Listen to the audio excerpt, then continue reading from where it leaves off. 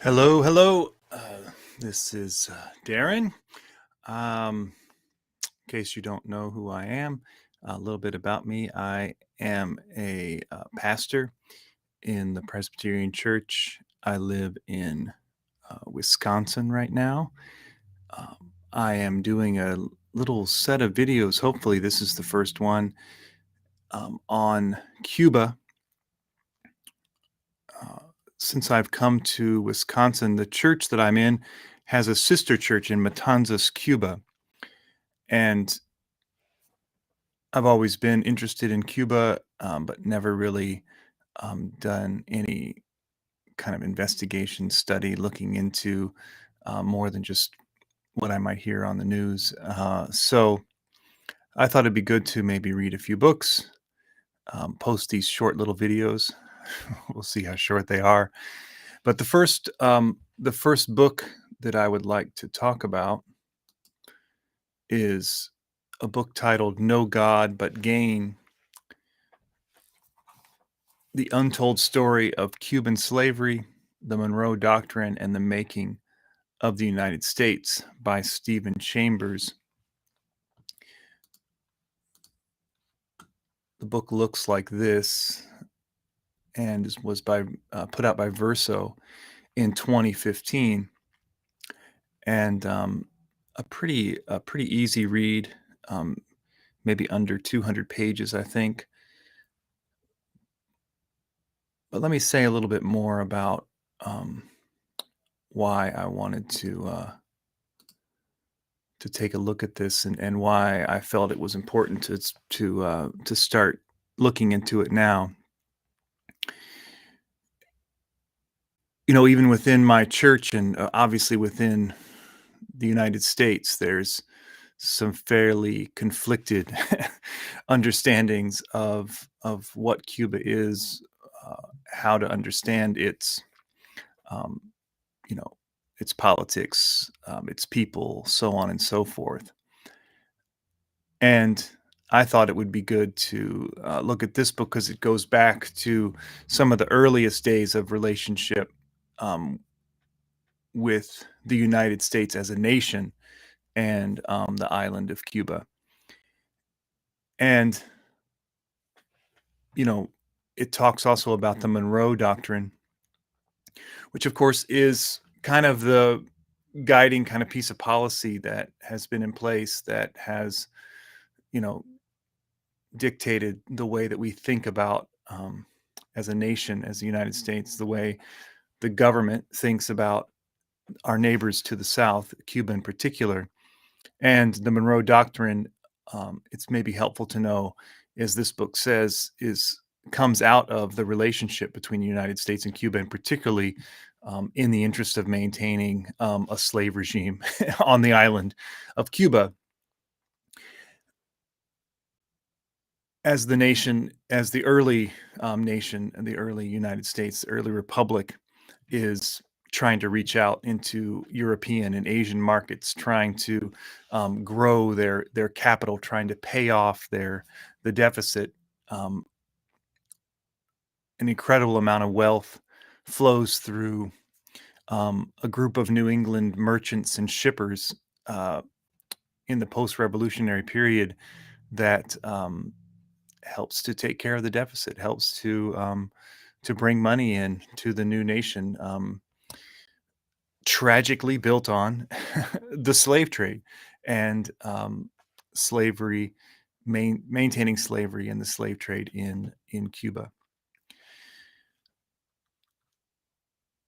Just a little bit about I think it was this summer during around the time that Biden had his summit with the Americas that he said, we used to talk about when I was a kid in college about America's backyard, which is the way that um, leaders in the nation have often talked about Cuba and other nations to the south of us, Mexico, and so on. Um, anyway, back to Biden. Biden said, "It's not America's backyard. Everything south of the Mexican border is America's front yard." Then he makes some claims about how they have self-determination or independence, but um, that's an open question from this point. So just just to lay a little bit of the groundwork, obviously, um, many of you probably know or familiar with the role that slavery played internal to the United States and how much wealth um, was built on um, on the backs of enslaved people here in the United States. But perhaps we're not as familiar with the role that um, was played by uh, Cuba, Brazil, and so forth. So it's helped to remember that when the Constitution was put in place, when you know the revolution was from breaking from, or the counter revolution, as some people would say, breaking from Britain um, takes place, slavery is maintained for at least 20 years. Um, it's not until 1808 that the question will be considered. Um, it's important to know that um, it was not until 1867 that the last slave ship arrived in Cuba, and slavery was not abolished there until 1886. So you have a long, long history there of the maintenance of the slave trade and slavery in the island nation. And as I'll review from the book, the United States and elites and our government officials had a lot to do with that. Also, I think it's important, probably at this juncture, to note it was just 2 days ago, 3 days ago now, that the 30th vote in the UN took place on the resolution, the necessity of ending the economic, commercial, and financial embargo imposed by the United States of America against Cuba. And this is the 30th year in a row that the votes have fallen about like this. You have 185 in favor of ending the blockade or the embargo. You have two against ending it, and you have some abstentions, which is not always the case. Sometimes you don't even have those. Um, Interesting to note, the two against, United States and Israel. There's not enough time in the video to get into the dynamics of these two nations and why they might seek um, to maintain the embargo. But I'll leave that to your imaginations. The two abstentions are Ukraine and Brazil. Again, not enough time to get into why those nations might not want to upset the United States at this time. But there you go. Another reason to begin thinking about um, Cuba again in these with these embargoes, this economic pressure that's been in place for um, 60 years, 60 years or plus, right? Since Kennedy, such a good Democrat. But anyway, let us go forward with more of the book here.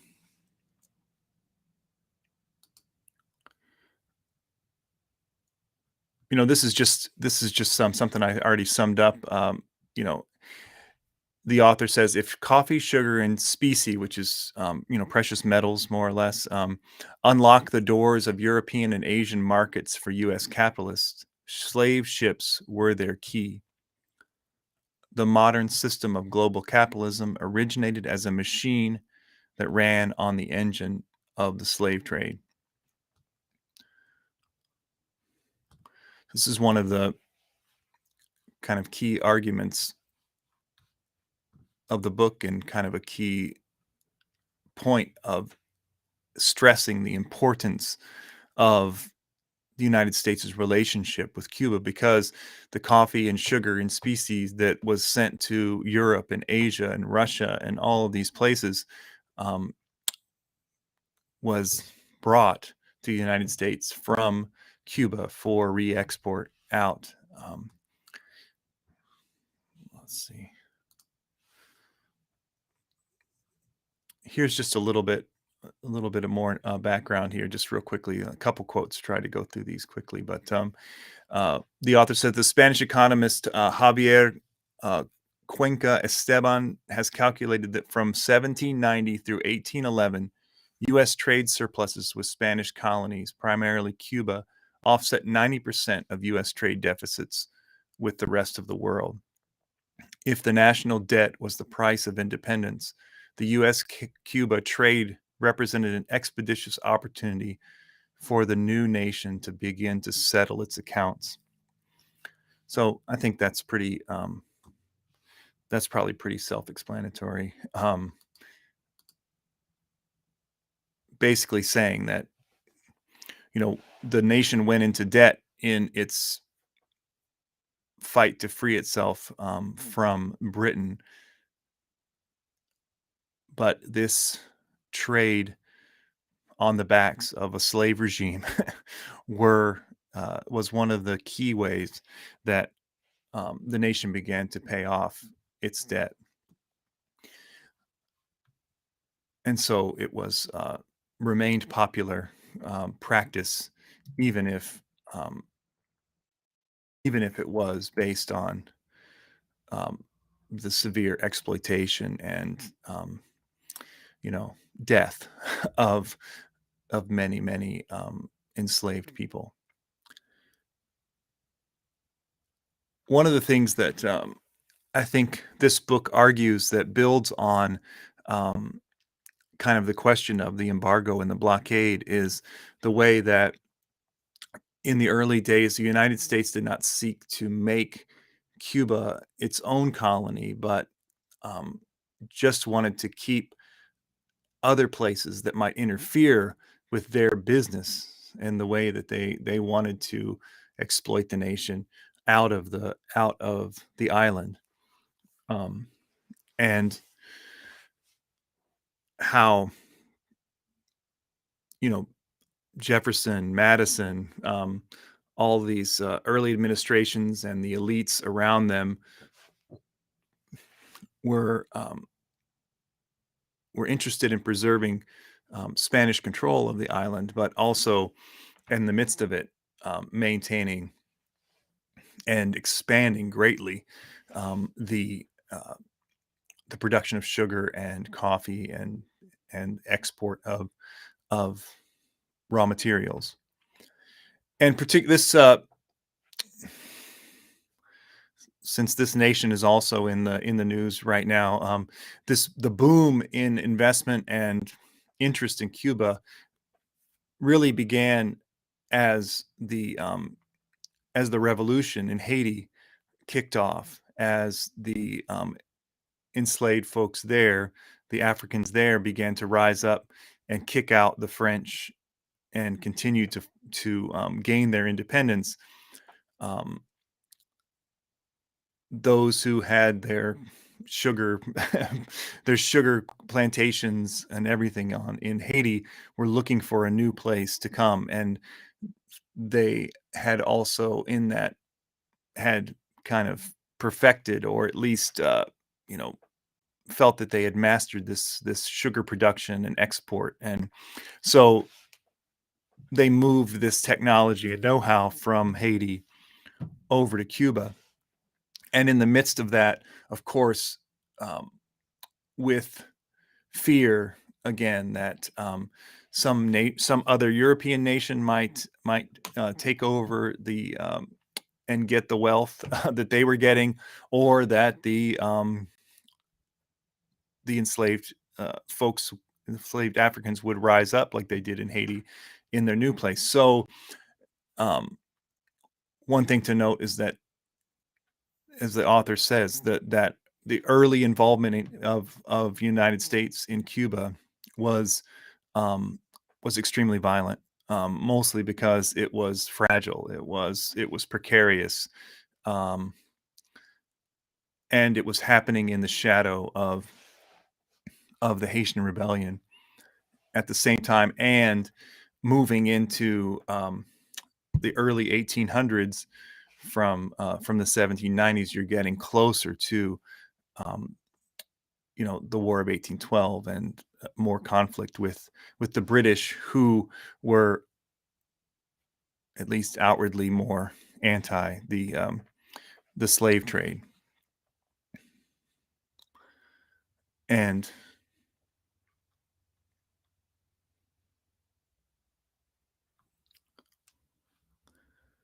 let's see if I can get into this.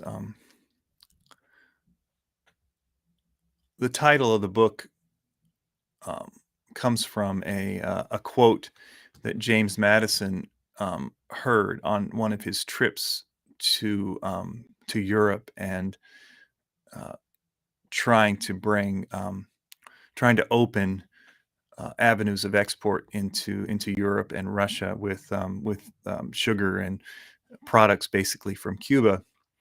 And here's here's a quote from the book, just kind of about that. Let's see. In January 1811, the U.S. government adopted the famous non-transfer principle, in which the United States might view as a threat any transfer of territory in the Americas from one European power to another, to bar encroaching British influence in the hemisphere. This was virtually the same foreign policy position that John Quincy Adams would formulate in Washington with the Monroe Doctrine. And it is no coincidence that at the moment of its initial explication, Adams was acting as an agent for U.S. investors in the products um, of the Cuban slave regime. So the background to this quote is that John Quincy Adams, as I said, is over in is over in is over in Europe, over in Russia, actually about to get in trouble for as they're inspecting the goods that he's bringing over, and he has to lie about with their origin, um, because the British in particular and others were frowning upon the importing of materials that had been gained through the slave trade. But this non-transfer principle is the background, the a founding kind of thought that leads into the Monroe Doctrine. So basically, that Cuba or any other nation, any other place in the southern hemisphere, next door to the United States, should not transfer its colonial overlord. It should stay, it should stay dominated by whoever it's dominated by. Keep the status quo the way it is, particularly if that was beneficial to the United States. Um, we can talk about how today it seems like that, even even having their own um, elected governments or their own revolutionary governments is a problem for the United States, where really it's about there should be no transfer away from U.S. economic dominance in the area, whether their military is present or not. Um, and that certainly has been the case since the Cuban Revolution. Um, there was kind of the boogeyman of Russia for a while, but even now, and we can see that in Haiti and Venezuela and on, how this policy works out. Um,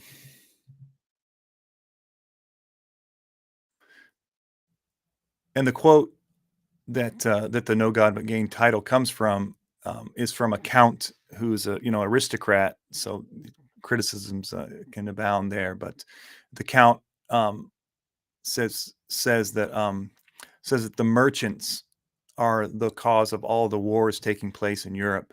They have no country but their counting houses, no God but gain. The merchants burnt and destroy little by little. They consume by defrauding all sides. It was nothing to them who was victorious and who vanquished. They made their profit with equal indifference out of all. And it was the merchants, it was the ship builders, the traders, in New England and in the early, post-revolutionary government who um, are the ones who gain so much wealth from maintaining slavery in Cuba. They are the ones who move, um, slowly or rapidly, however you want to look at it, from merchants to elected officials to those who have the ear of the U.S. government, those who are able even to say that, that because the duties that they paid on, on their business supported the government, that the government should support them by even sending the Navy down in to protect their commerce in Cuba.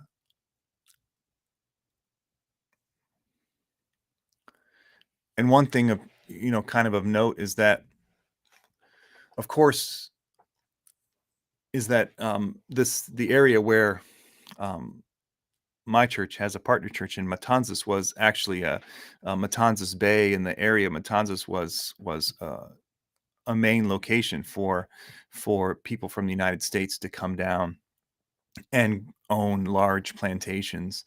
And there's many stories in the book of that area, uh, and it would be interesting to find out what happened there, how if there's still descendants of those folks in the area, um, how that impacts what's going on.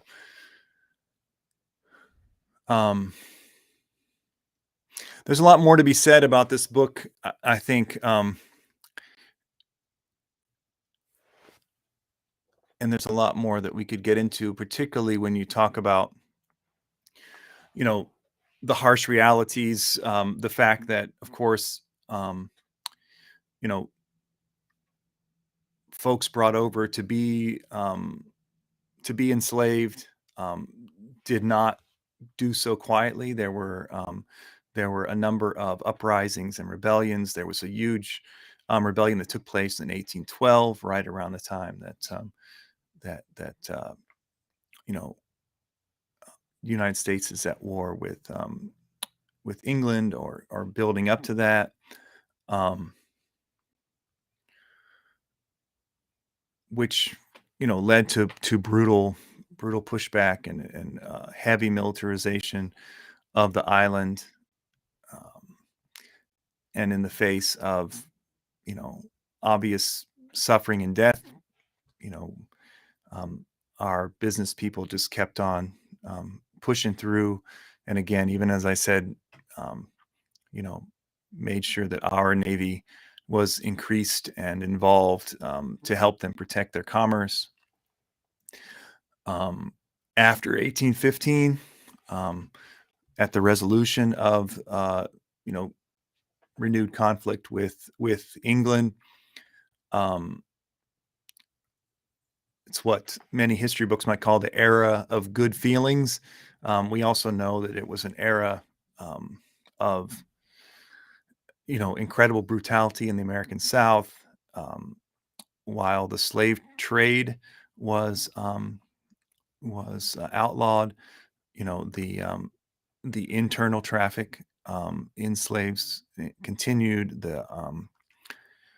You could read a book like The Half Has Never Been Told. It talks about the brutality of the slave regime, but in particular in the plantations in the tropics in Cuba, basically it was the system was not set to in some ways it was not set to maintain the life of enslaved people, but as the author says, the economic calculus of sugar and coffee continued to incentivize planters to break their enslaved laborers and purchase new illegally transported slaves rather than alter the labor regime and to keep them alive. And it goes on to say that from 1780 to 1830, although the population of enslaved people in the Caribbean doubled, twice as many people were brought to the region as slaves, meaning that the natural rate of reproduction was effectively stagnant. The slave trade represented a cornerstone of economic development. The dead could always be replaced. Again, basically saying that reproduction, natural reproduction was zero. That more people were dying that could be replaced, except for imported again and brought over. And all the while, the merchants in the East are getting wealthier and wealthier. They are moving into the halls of power, into the U.S. Congress.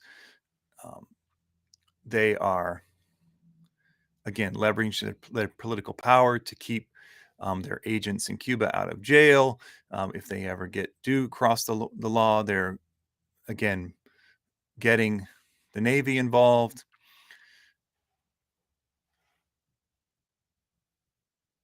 And in the midst of it, again, back on the island, the people are still revolting. There was another large uprising in 1825 in Guamacaro, which is east of the port of Matanzas. And it's interesting, because, well, let me just read this. Let me read the quote from the book, because I think this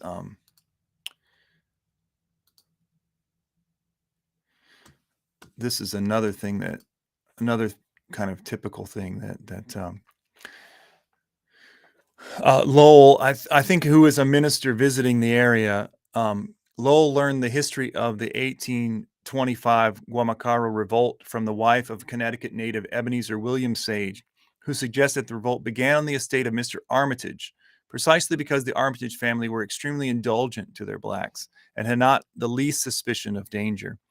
Guamacaro did not lead Sage to reconsider the brutality of his Santa Ana and Ontario plantations, but to follow Spanish planters in embracing increased militarization and violence. As Joseph Wilson and the Spanish authorities had suggested, the revolt was interpreted as the natural result of leniency, not oppression. I think this is something worth keeping in mind. This rhetoric is brought out every time there is a rebellion, a riot, an uprising, something, whatever it is that you will hear. This tough on crime, the law and order rhetoric is the same thing. That the revolts of people, the rebellion of people is not put down to oppression that's happening. It's put down to some kind of leniency that needs to be quashed. More people in jail, more people off the street. Yada yada yada. It's the same rhetoric. You can read it in the Virginia papers around the time of the Nat Turner rebellion as well. It's the same thing. I think it's another thing to look out for even today is when you hear people talking about you hear the response to the George Floyd uprisings. Same kind of thing. So just I've gone on a lot longer than I thought I would. So let me just end with a couple of quotes from the conclusion of the book. So it says, by the late 1820s, elite Americans had successfully leveraged the apparatus of the U.S. state, including the Navy and the formulation of the Monroe Doctrine, to protect their investments from foreign, primarily British interference. The new informal American empire was based not on political or military domination, but on secondary resource extraction and economic influence within the Spanish Empire. In Cuba, the Spanish administration not only funded the intensive militarization necessary to secure the island's slave plantations, but also encouraged the illegal slave trade that made the agro-industrial graveyard possible. And then one more. The illegal slave trade had become a fundamental interlocking component in a global system of investment, credit, and commerce. The rise of this trade was not inevitable.